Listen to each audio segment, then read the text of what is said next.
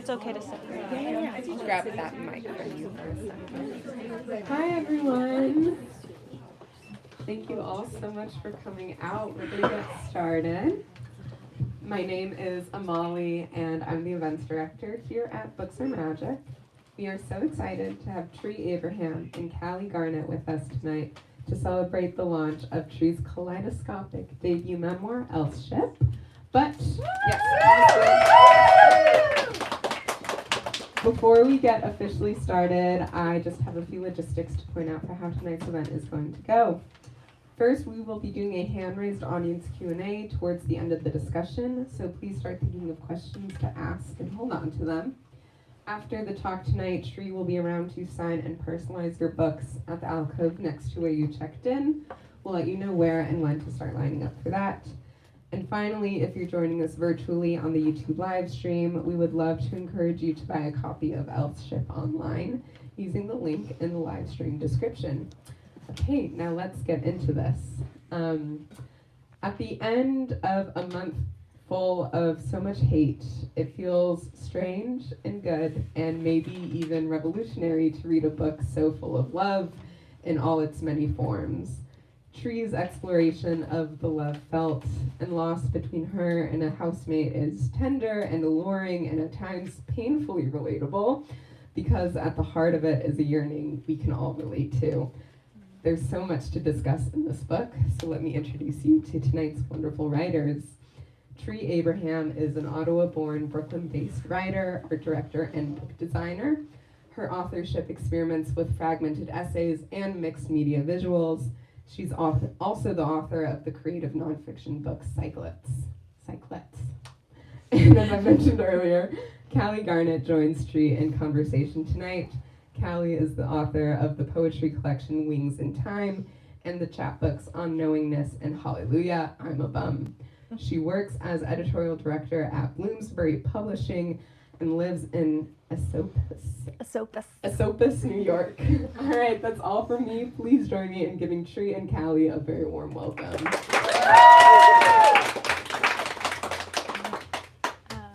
Thank you all for coming. I wanted to start with Callie reading a couple of my favorite poems of hers because I feel like I really tried to channel the lyricism and beauty of like the poet's restraint in this book, but there's no one that performs and writes poetry like Callie, so I feel like we can start with that beauty in the room. It's a real privilege to have her perform for you. So, thank you, Tree. Can you hear me? Mm-hmm. Okay, first I'm going to read a new poem. It's called Honeymoon Poem. The day was indeed white as 3 feet of tide on a cloudy, bracing sky could make it. The high point had been claimed and then disclaimed. You could tell by the sand tint. I could tell. Our honeymoon's half over. Half the coves of this coast have hosted us, coming by land. Most open out like mouths, except Bracy Cove, closed by a spit of land and an old carriage road, like a ring, by which I mean no derision. Ugly, graceful cormorant. Everything we don't understand about love is explained, eventually. Take this rock, you said. It contains, so far as we know, no system, nothing to suggest a system for knowing itself. To be married, for me, was like being hosed off in public. Secret smirches by which I knew myself were gone, though I know they are not gone. And boy, can I feel it on me. Everything we asked for, I feel it near my armpit. Don't think for a minute I don't. And don't think I'm sealed off from you. There's something we want for the group, and there's nothing that it's like. Our elders were smaller, and we must break them lest they adhere to us like a growth. He bought me this little yellow notebook called Write in the Rain. Write in the rain, it told me. Write in the cold. Write when you're hungry. And so my directive was clear, to be all-weather tough, ensuring with this material, equipping multiple industries worldwide, my notes survived the rigors of the field, the yellow rigors. The day was white indeed, as white as 3 feet of tide and a cloudy, bracing sky could make it. The high point had been claimed and then disclaimed, you could tell by sand tint. Above me, the plein air ladies debated the merits of mylar as a ground for paint. There was no real debate. I watched a beach dog not bleed or rend as each god spit on him faintly something distinct. Wind, sun, sand, a bit of the drink, raspberry seagull guts, diaper flies in a dry seaweed bed, turning me into paper, not mush. I was able to begin my book.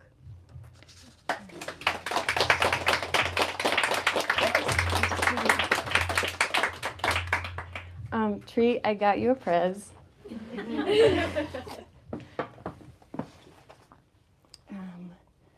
It's really awkward to receive presents, and I think this is like max awkward. It looks pale, but that's just because it started sprouting in the box. Oh my God. It's a waxed amaryllis, Thank you. and I want you to have it.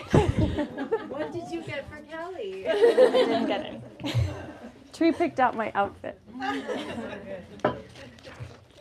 Okay, here we go. Sorry, one sec. So, Tree, I want to start this conversation by talking about 2 lists that I saw at your house last week. The first was a list of drawings to include on your outfit. And the second was a list of all the countries in the world, of which you had gotten to 197, I believe. 94. 194.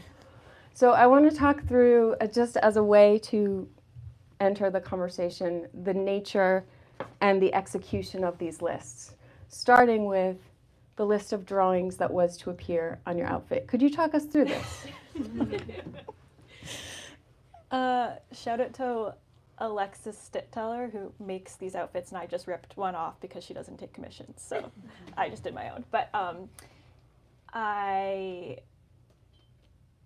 don't know, making a list is like an extension of thinking. Like, I can't think without a piece of paper and like some kind of mapping, whether it's kind of like itemized with boxes or some sort of like brainstorming bubble thing, or other iterations. It's kind of a challenge for me to like figure out how to design my like experience of the world in something that is like visual and 2-dimensional. So the outfit, I just got to the point where I was getting really confused, so I had to kind of grid it out and think about potential illustrations.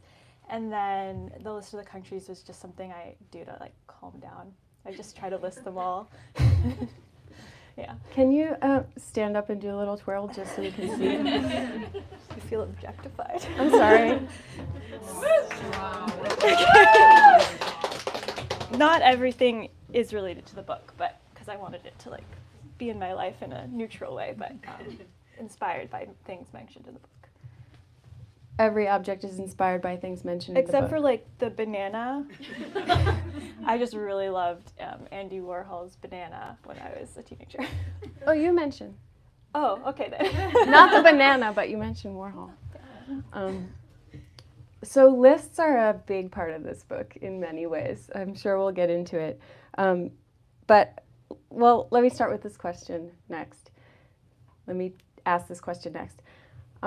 You say at one point something like, when a list gets too long, I turn it into a book? Yes. So what is this book a list of, or how did it start? What kind of list did it start as? Probably like, I think it was the day after the inciting incident in the book when I realized I was like lovesick for my housemate, or experiencing some kind of form of love for the first time.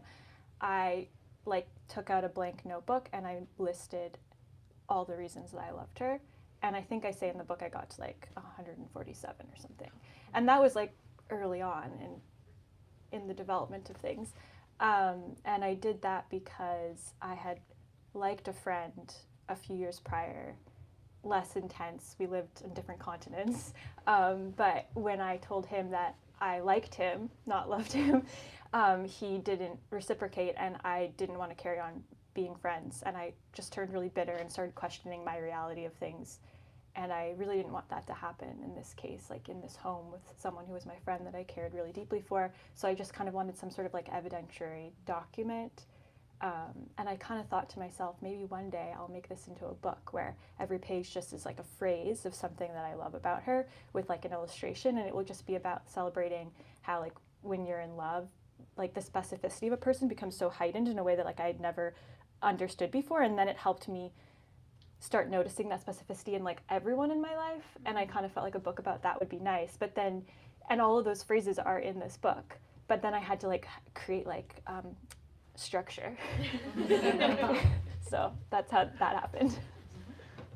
But why write down all the reasons that you love this person?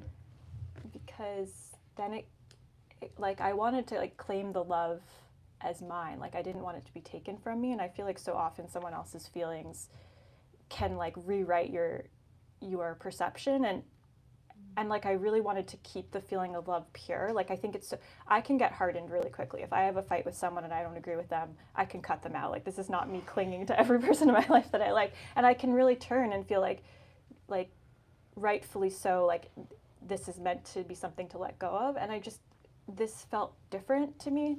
And I felt more tender about it and more protective of her, and even preemptively understanding that this was probably not going to be a requited thing, but that it was still like a thing that was like worth memorializing in some way for my own like memory more than the whole world probably. But yeah. So it started before you declared your feelings for this person. Mm-hmm. Yeah. And then maybe people know, but just you mentioned the inciting incident. Maybe let's just tell them what it is. Oh, I had a birthday. I was 28, so I'm much older now. And she had like put on a surprise dinner for me with my flatmates. And I just came downstairs and I just wanted to like pass out. Like I just felt like I could not eat. I was shaking. It was just like a really strange sensation I had never had before. I just felt really woozy. I described it in the book. And then it was like, I almost by the end of the night, like I knew what it was. I Googled it. I was like, what is love sickness? And then I spent the whole next day reading every single article online about love sickness and loving your friend and it being unrequited and all of that stuff. And I like autopsy each of those stages in the book. And then it just never went away. Like I felt that way. I still feel that way. Could From a healthier distance. Could you read the passage, so it's on page 18, that has to do with Googling? Yeah. Tree is a Googler. Well, now I'm controversial to admit, but I am a ChatGPTer. So it's that paragraph there, one of the most common what is questions searched on Google is, what is love? How did I understand love before I loved you? How do I understand it now? You are what society would call my first love. With this love being of an unrequited sort, there is a certain distance between myself and the beloved. We were not swept and falling together. I couldn't always feed the love back into you. At times, I had to hold it like a wounded bird who'd just mistaken a window for the sky. I had to watch its labored breaths and ask, what sense is there in this? Will it live or die? And do I decide? Oh, and next to it is one of your illustrations. I feel like the people should see some of the visual material in here. This is just one example of the kind of map. That is a map from when I was 19 years old. Yes. And so there's a lot of embarrassing stuff on there, but there's a lot of embarrassing stuff all in the book, and I'm aware. I'm glad to hear you say that this is from when you didn't know me, because I searched for my name in your favorite people. No. I'm not sure who's on that list, but probably no one I know now. Nicola? No. No idea. But this is really important to the book. This, and there are more examples of this from your more mature self. I said that as I got older, there were fewer things that I loved, not more. Because I think at the time I just was like in awe of everything and newness and just anything I hadn't gotten my hands on before. And then as you get older and you learn yourself, you learn like everything's not for you, or like you don't have like deepening things, and intimacy feels better than just sprawling out all over the place. And that's my opinion, at least. But I can really tell, based on the diagrams from then and from newer you, that, and from your list of 193 countries, 94 countries, that there's something happening as you're writing this list that is very important. You said calming, and I believe that, but I wonder if there's also something else. Yeah, I think it's, I don't know what the list will include before I start writing it. Like, I don't know where it will end. And then as I itemize, it like motivates me to be like rigorously thorough, as if like everything has to be contained on the list. And then it pushes me to more creatively and like thoughtfully explore what that list really means, and like and then it like it's a way of accessing parts of myself that like I wouldn't if I was just like spiraling out in rumination in my head.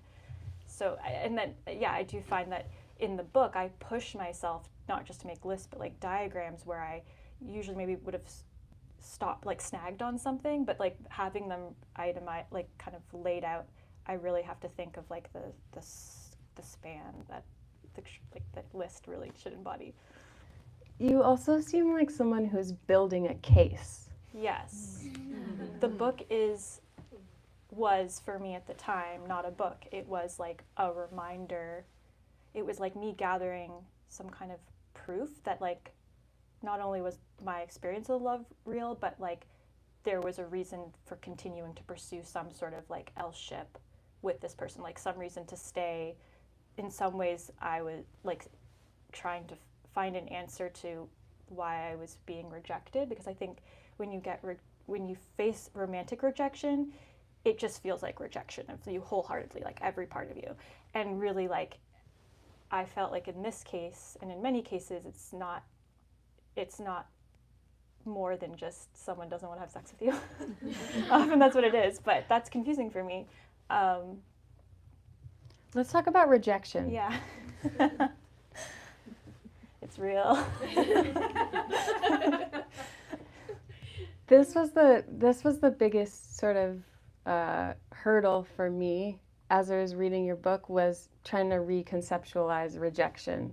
I think of rejection, so just to be clear, when you declared yourself to this person, they said, I don't love you like that. I don't love you like that. I think of that as, for me, that would have been the end of any relationship with that person, but it wasn't for you. No. Why? Well, I think we've spoken about this before, and I do explore it in the book, that like I was raised to see friendship as like an equal thing to seek out in my life as a romantic relationship, even more. Like I felt like female friendship was like a more enduring form of connection you could have with someone. Thanks to Grey's Anatomy. Thanks to Grey's Anatomy and my person, I was told that should just be one person and that you should love them more than your husband. And so there was like part of me that, because I had experienced a lot of rejection, like of people that I had crushes for, like friends that I thought I'd be happily like more than friends with them. And that experience was very familiar to me. And I felt like if I just go around cutting ties with anyone that I feel intensely for, then I'll just be around people that I don't feel anything for. So there was like that narrative that was just very natural to think like, okay, like not everyone wants to have sex with everyone else, but it doesn't mean they're not like worth having in your life. And then there's the component of it of like being on the ace spectrum, where sex isn't like the pinnacle of like intimacy and connection with another person. So there's all these other things that I was still seeking that felt attainable at the time. even though it's more complicated than that. But yeah, rejection is like not. I just had experience with it being like on a continuum of things. Yeah, it's not a punctuation Yeah. mark, or it's not a period. It can be, but I don't think when someone really wants to reject you, like they're mean, you know, they make it easy to walk away. Not always, but you know, the ones that are like malintentioned, then yeah. Yeah, I mean, I was telling you one of my experiences with rejection, and you pointed out, but that's distinct because, how did you put it? I think I said in the end, did it feel amicable? Like, did you walk away feeling done with them as well? Mm-hmm. Or something? Because I think, yeah, there's times where like you just fundamentally can't move forward with another person. Like you don't see eye to eye. They're not being kind. They're maybe like doing you harm, and they're aware of it. And it's like easy to then hold the anger, and that anger like mummifies in your mind when you think back to a relationship. And this just, none of that ever occurred. There was no ill will on either of our parts. We never did any active harm, like intended to do active harm to each other. So it's not, you don't move so quickly to being like cold-hearted about the situation. Yeah, it's funny how your book basically begins with rejection, which would shut down so many things, but instead it opens out from rejection, which is kind of fascinating. Okay, let's talk about Greek forms of love. Yeah. This was a structure, this is the structure of the book, sort of a master list. Mm-hmm. A couple of these I had Just trying to pay attention at this side of the room. Oh, sorry. I see you. Some of these Greek forms of love I had heard of, some of them I had not. Mm-hmm. Can you talk to me about ludus, one that I had never heard of? Yes. So I structured the book. I was seeking out to see like which category of love most applied to this scenario.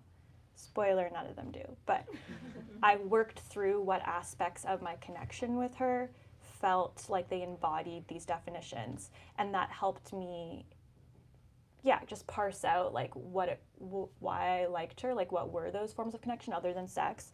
And one of them, ludus, is just like a playful kind of immediate connection you're having with another person. Like you can think of it as like a kid runs out onto a playground where they don't know anyone, and they like have an imaginative game or play soccer, and in that time that they're with those other people, like they are feeling elation and like uninhibited and just like giddy with just moving their bodies or their brains and like doing something with someone else, and there's no like commitment to it at all. It's just like fleeting. And I think that some relationships start out that way. Like you flirt with someone, like a colleague you're just kind of bantering with at the water cooler or whatever these days, and then that's what like is the spark that like helps you like want to spend more time with them.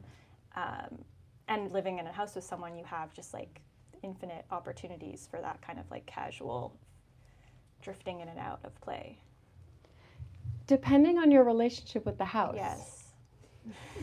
Which I say because so much of the ludus this book describes, and there is a lot, and it's pretty delightful. The projects and play and games going on here are incredibly inventive. They made me think of being a kid. Yeah. But these are not things I would do in my house. Mm-hmm. A lot of them are craft-based, housewifery adjacent. Yes. Sorry. That's how I call it, yes. Housewives with jobs. So this seems to me an outgrowth of your relationship with your home. Yeah. It was like, I mean, I have sisters. It was like living in a house with sisters but no parents, and you have like infinite money, and the house is just like and the house is just like really run down, so you can like build forts on top of it and paint the walls and whatever. It was just like it was like a play place, and we were all I mean, we were all kind of at that same stage of life where we were like unpartnered and like doing the dark, long commute 5 days a week into the city, and had some friends, but maybe not like any close people nearby. And the house was just like that refuge. And I think we just like played off of each other. I think it's only when there's enough people like willing to engage that you have this happen, right? If I was there throwing out like, let's do a puzzle, and everyone was like, you do it on your own, then like I probably wouldn't have put out more puzzles. But like I think, yeah, it was just like people that were open to engaging in that, and then that just like inspires everyone to like up the surprises. Yeah, right. There's a one-upsmanship on how cool the project can be, or like what color we can make the frosting. Like in the pandemic, we had like a cocktails and dessert hour twice a week, and we'd like take turns. And so like after someone's made brownies, you're obviously not going to make brownies again. And so then you're just like, well, why don't we make a cake that barfs confetti? Like, what if we teach ourselves how to do ice cream? Like, you know, it just got really involved. When I've been at your house, I've felt this inspiration just kind of by proxy in a way that I do not feel in my own house. So it is some kind of magic that I think you bring to a space. Yeah. Maybe the other three did too. I'll take credit for some of it. I think art is like where I am a child. Like I don't really know if I like find play in anything that's not intellectualized or that involves some level of like work and like attention and care. And so the home is just like a perfect like plate to host that kind of activity. And I just feel like then when people are coming into my home, it's like they're coming into me, and then like we can finally find some like common ground to play on. Like I just feel like that's where I have most access to that. So it's like combine that with people that you love. It's just and also a willingness to be serious about something that is crafty or housewifery adjacent. You have given me that permission sometimes in a way that makes me realize that in the past, I've just never understood. I've been like, why would you do that? Are you trying to pass time? But I mean, I 100% agree. I don't understand just like sitting down to doodle. Like I need a plan. And I don't think it's like a waste of money or resources, because like it's like a muscle you have to exercise. Like you have to, I believe, like for me to be awake and to pay attention and to feel anything, I have to take it seriously. Even if it means like spending a year trying to make an outfit that you're going to wear once. So yeah. Including dyeing it. I actually dyed several things before I could figure out how to get these Let's colors. just be clear.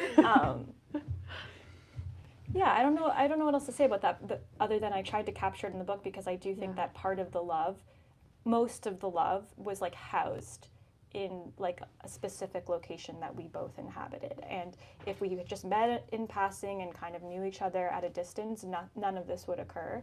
And she wasn't the only one in the house that was like making all of that possible. And I wanted to celebrate it, aside from just like this unrequited love experience, as like a chapter in life or a continuum that we can find in our lives with other people that are not our romantic partners. And like I think that's a very familiar thing in the queer community, and less so in like the couple structure of households. But there's all these ways to like have that built-in community extend into your life, no matter like who you're partnered to. And I think that it's like there's something there that you can't get from just you and your partner, I think. I would agree. So when you get to Eros, which is the one most of us know, erotic love. Erotic love. This is about halfway through the book, and I perceived a bit of a stutter at that moment.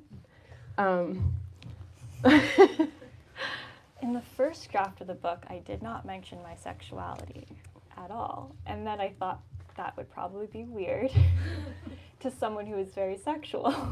So then I tried my best to describe my sexuality, which makes me very uncomfortable, because I don't think asexuality is the most celebrated of the letters. Oftentimes it gets replaced with other letters in the acronym.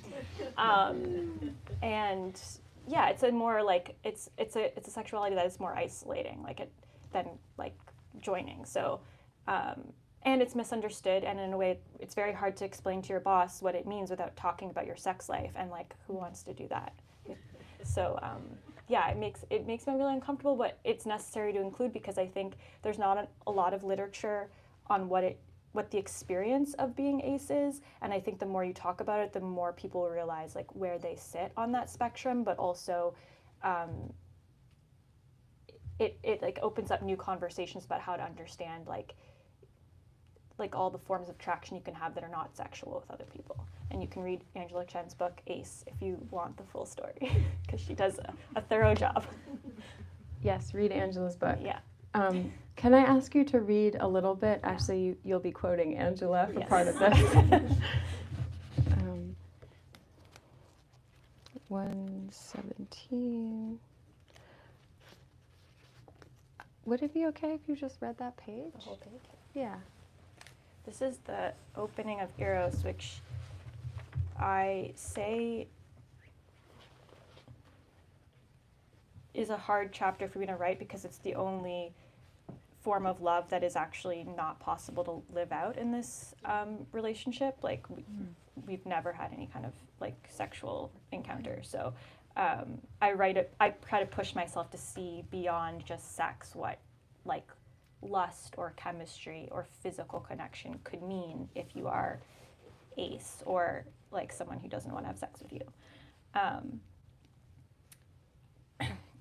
I am used to feeling ahead of others in most things, poised in my wisdoms and wherewithals, with one major exception, love. It is ironic to be writing a book on the one thing for which I have felt a pronounced lagging. I stop myself many times. I know which love stories get written about, and they are not mine. A story about a first love that is not heterosexual or sexual, and at times not even reciprocal. In The Unbearable Lightness of Being, Milan Kundera places sex at the forefront of the male protagonist Tomas's desire for women. Women were 1/millionth part dissimilarity to 999,999 millionths part similarity. Tomas was driven to discover this dissimilarity that, in all areas other than sex, is exposed and needs no one to discover it, needs no scalpel. Only in sexuality does the millionth part dissimilarity become precious, because not accessible in public, it must be conquered. If true, without a sexual language, I might not know my millionth part, and may never read that millionth in you. During sex, I can feel people looking for that part of me, but there is nothing to be found.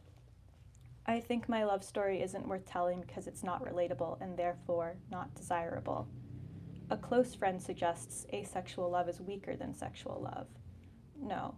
Maybe it's more intense in non-sexual forms, or maybe it is a frequency not experienced by more sexual people, like when a person's other senses are heightened through one sense's absence. Angela Chen believes, sorry if you don't really believe this, in your book you wrote it, the language of Eros has become a lazy way of filing all forms of desire for emotional intimacy into a folder of sexual romantic attraction. Language traps us into thinking there's only one kind of pleasure and everything else is derivative. Relationships are all wonderful in their own unique way. Pay attention to these feelings, their weight and heft and experience, the way they enrich our lives, and how each holds their own value.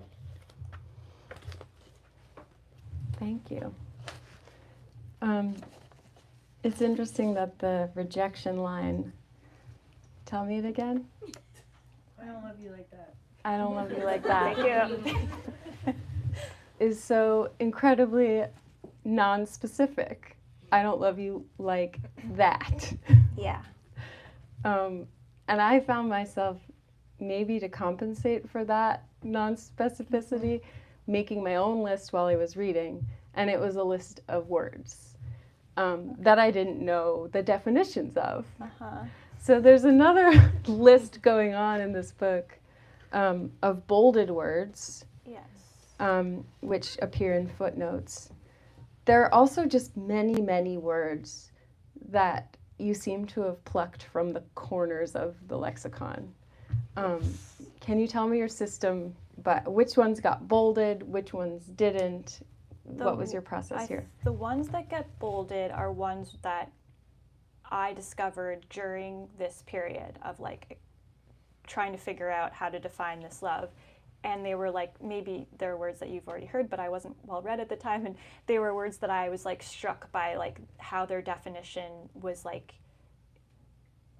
adding to the heap that I was making of like this new understanding.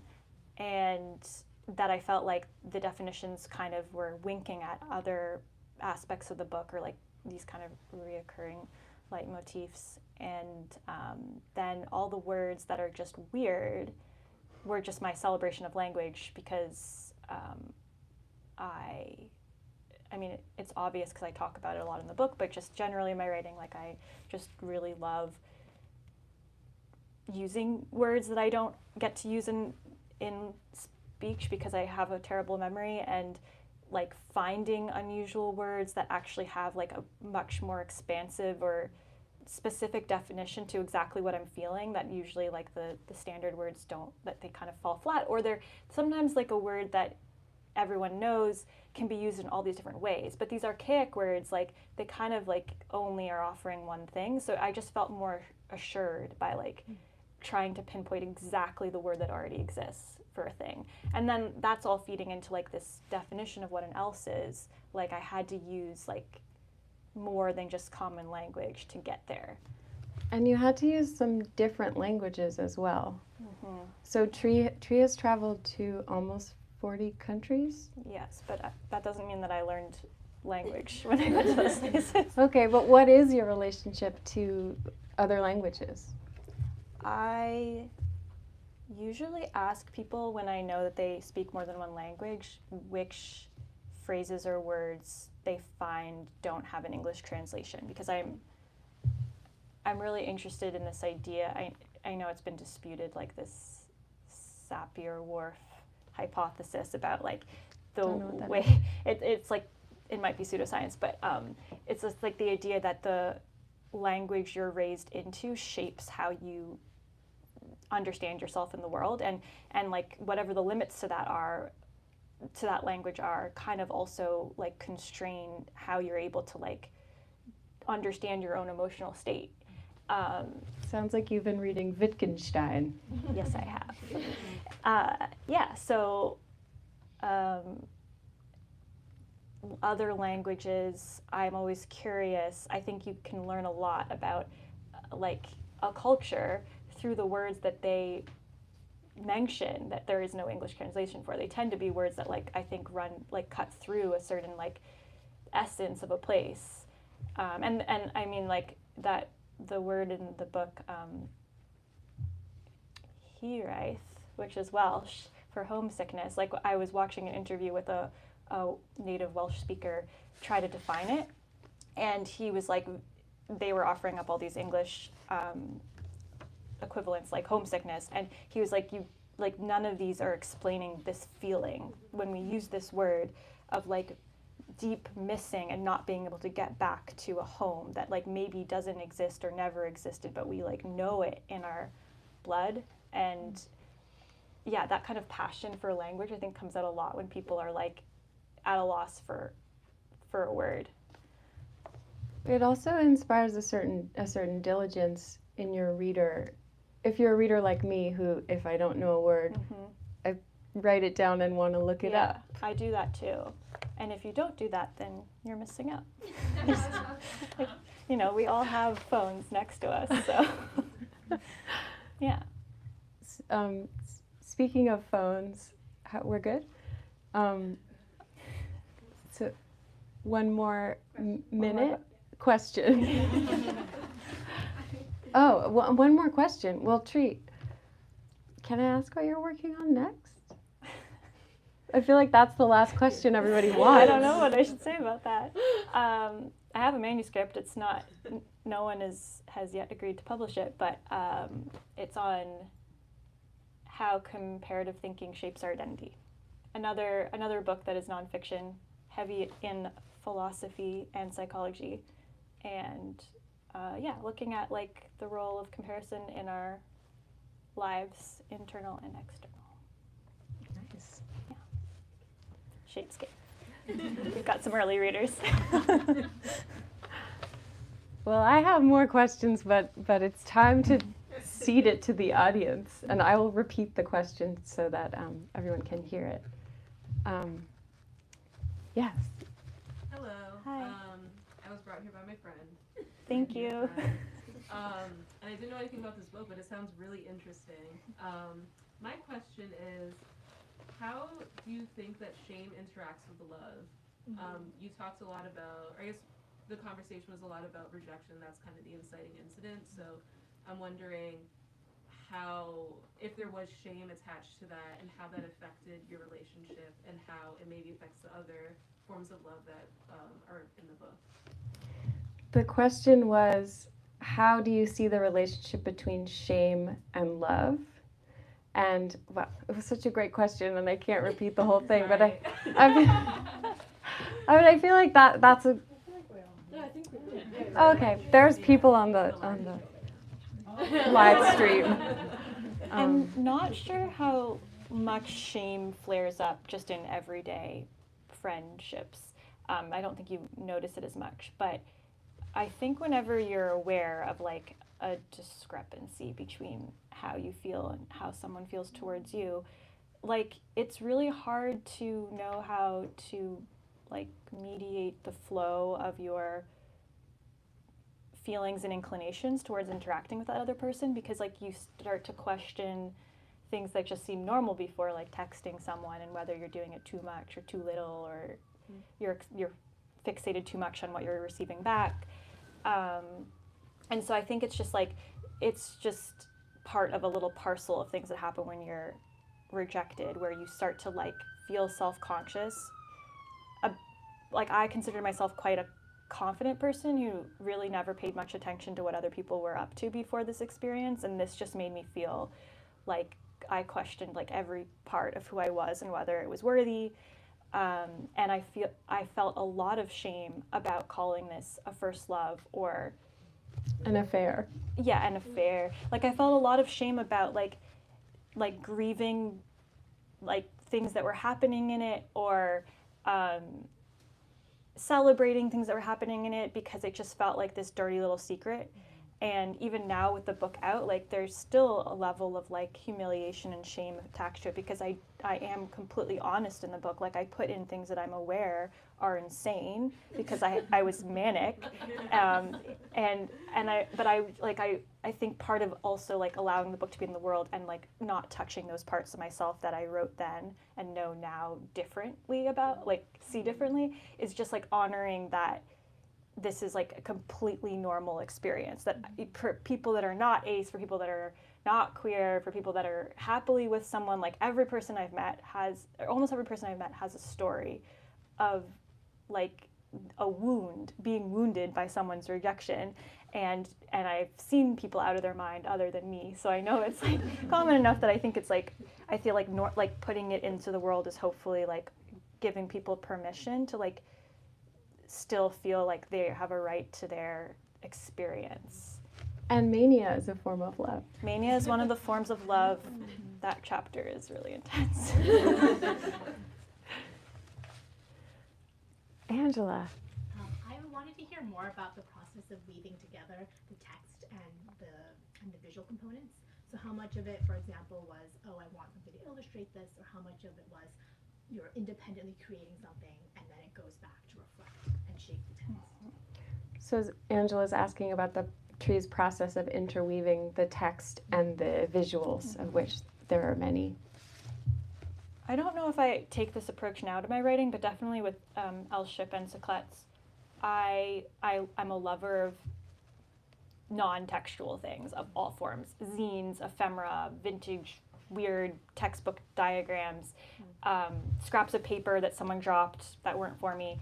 And like, so I just have always loved that, and I grew up reading little diaries and stuff, like kid versions. So I'm always, when I'm writing, thinking through how best should this be encapsulated? Like, is it a paragraph, or should I just put in the thing that I'm talking about, or weave what I'm trying to say in a format where you'd more organically encounter that information? Or just playfully, sometimes I'd be like, see a picture on Pinterest, and I'm like, I want to make a thing like that. How can I make content in the book? And then that would get me thinking about things I wasn't saying, or I wouldn't actually have thought to put in a sentence form that should belong.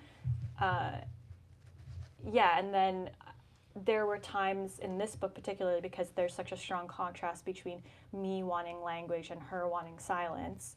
There were times where I tried to force myself to like draw silence or draw these feelings that were like so overpowering that like it didn't seem like a word could contain their intensity, and so that birthed a lot of like later more abstract illustrations. Rachel. I was wondering, it does read as so like deeply honest, and it resonates in so many ways for so many people. When you're writing it, were you thinking of the reader, like were you thinking of like the object, or were you just purely trying to express this as accurately as you could? The question was, while writing, was Tree thinking principally about the reader, the object of love, or pure expression? I mean, I think about the reader last and very little. I try to think about the reader in the sense of like making sure that there is backstory or like things are adding up to someone that's not me, but I think it's very disturbing. I would not advise anyone who's making art to think about the reader. I think that's like going to get you into trouble, like especially with cancel culture and just thinking about my boss reading this book. That's like not okay. But I think there was a lot of writing that just came from me perseverating like over the years, and like just on a train riding my bike, and I would stop, and when I had the phrase come in my head I would put it down. And so those were the times where I captured like the truest feelings that were not me just like trying to write about an experience, but they were just me trying to work through like physically what was happening. And then there's a much bigger part of me that is just for the final product. Like I love the book form as a way of encapsulating like things in my life and thinking through that experience of like the pacing of that, and just because there are some embarrassing artifacts in here, but I was so interested in them. Like I was so interested that I had made them, and that my creativity had taken that turn through this sort of like insanity. And so as an artist, I can just like delight in the fact that like I've presented a very quirky person's like journey, and I can respect that, being like not myself, but just letting it be in the world for strangers. It's okay. Come on. A question that is potentially deeply personal, so feel free not to answer, but I'm curious about how your housemate relates to this book right now. Yeah, I won't answer that. I think she was asking how you in the book feels post-book. And I've just drawn a line with, like, she's deeply personal. I'm more personal about my real life now self. And so I think it's good for the audience to just live in the mindset of a person who didn't know what the future held, because that's where I was when I wrote it, of like, it would have been so comforting to know how it played out, just I could have made decisions. But most people are not in that, and you might never be in that. Like, it's just kind of like an ongoing uncertainty, so yes. Yep. Jean? It seems like there's something really interesting and possibly subversive happening about power here. You're talking about, I mean, I think Callie mentioned at some point, like we often sever ties with someone who rejects us, even when there's still love there. Partly because it's so disempowering. I mean, you mentioned how it's not annihilating, and it's a repudiation of self, but also it's so disempowering to not have control, and also it's so disempowering to live with an unequal exchange. Like when you're giving and feeling more than the other person. That's kind of intolerable to a lot of people, maybe partly because of capitalism. But it seems like there's something really subversive, or you seem to have learned something about tolerating that kind of imbalance that we all know at some level is part of reality and nature.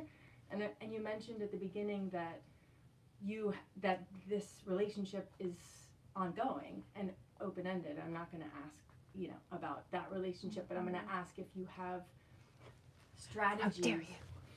Sorry, I didn't mean it like that. I want to ask what you've learned, or if you have strategies now for sort of coping with the imbalance and the disempowering aspect of an experience like this, which is so relatable and that many of us have experienced and are maybe earlier on the journey of metabolizing it than you are. You're going to summarize this question? No, you don't have to. Well, I can summarize it. It's about lessons learned about how to deal with power differentials in love. One answer, Tree, if you don't want to answer, is read the book. Read the book. Oh, you can read the book? Read the book. I mean, that's elseship, I would argue, is being defined here. I would say this is not an advice book. I'm not telling anyone to try to have a relationship with someone they're in love with. I would say, number one, the best advice I would give is don't live with the person. It's a lot easier when you don't live with them. And yeah, I'm not, it's not, feeling disempowered doesn't feel good. And it doesn't go away. I don't have any strategies for, there is a gap. It is an else. This is not called friendship 2.0. It feels specifically this. And part of this is not always feeling completely egalitarian. And some of that, brings really amazing ththings. It can bring really amazing things into your life, but it can also bring a lot of unhealthy things. And so, yeah, I would never repeat this experience. I would never tell anyone to follow this path of sort of intense closeness with someone when you're in the early stages of this kind of unrequited. Yeah. And I can't, it's not something that I'm trying to sell. I'm this book is not at all, it's just me processing something that I inflicted on myself a little bit. Something that's real. Yeah, it's just a thing that happened. Thank you. Thank you.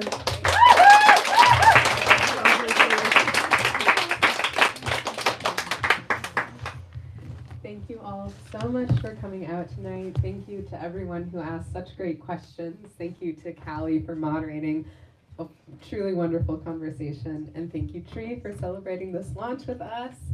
So some final reminders before we wrap up. If you're still with us on the live stream, you can buy a copy by clicking the link in the live stream description. For those of you with us tonight, we have plenty of additional copies. If you've not yet gotten your own, get one for yourself, for your friend, for your mom. Maybe not your mom. Maybe not your roommate or whoever, but spread it far and wide. It's such a good book. We also have copies of Tree's previous book, Secrets. And we have copies of Wings in Time, Callie's wonderful poetry collection that you heard her read from earlier tonight. So please check those out as well. Tree will be signing and personalizing books right where my coworkers are now pointing to. Yeah, right where Ben is standing. So we're going to have you all line up down the wall over there, curve around to the table, and get your book signed. Please make sure you grab all of your personal belongings with you so we can start to break down and rearrange the space. Thank you all again. Let's give Tree and Callie one last round of applause.